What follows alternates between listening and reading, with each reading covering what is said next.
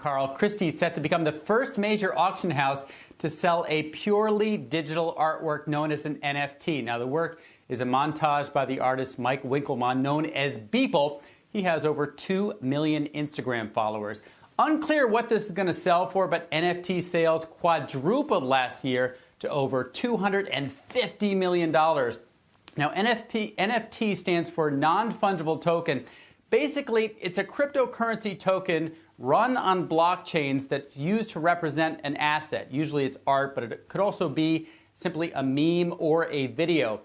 A popular meme called Nyan Cat just sold for $580,000. CryptoPunks, a blockchain-based market for cartoon headshots, had over $15 million in sales in a single day. Now, digital NBA video highlights called Top Shots, they're among the most popular here. The league gets a cut of the trading topping $200 million just over the past 30 days. A video highlight of LeBron James' dunk shot went for over $200,000. Mark Cuban's among the biggest proponents here. One of his Twitter posts going for $950, and Lindsay Lohan sold an image of her face for $17,000. That was immediately flipped by the buyer for $58,000. So, Carl, a gold rush here, even though it's a little hard to explain what the gold is. Back to you.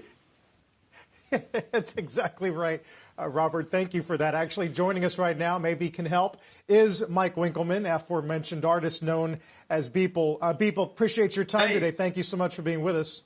Thank you very much for having me. I noticed you guys don't have enough sound effect buttons like Kramer, so I brought my own sound effect button. So let me know if you want me to press it at any point during the interview here. All right. Follow up on what Robert was just saying. How do you make this understandable to the layperson? So I think there's a couple different ways, analogies that I like to use.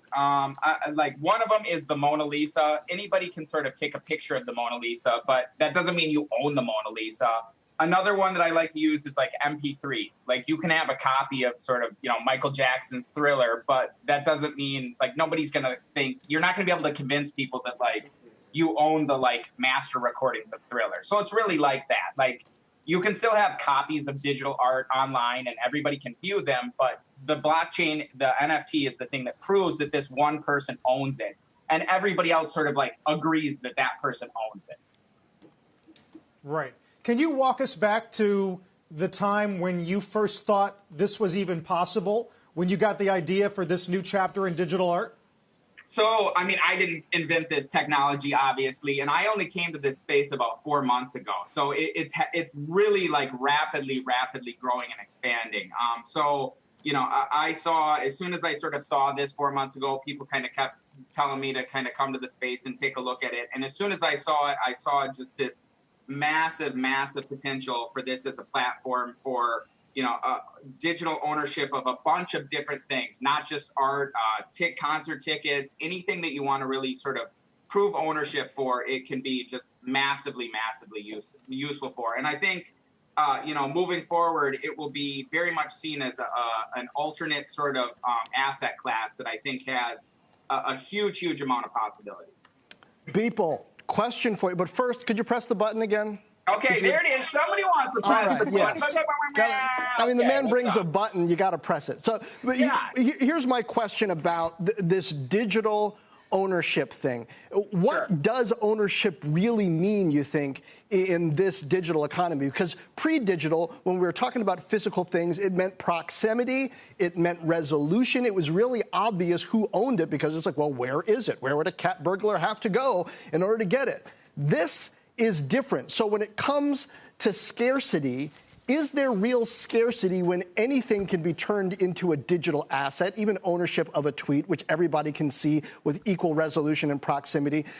And what about royalties and rights? With a lot of things, you're talking about music, if you really own rights to the catalog, you get paid when that thing gets played. Under this regime, I don't see how that happens.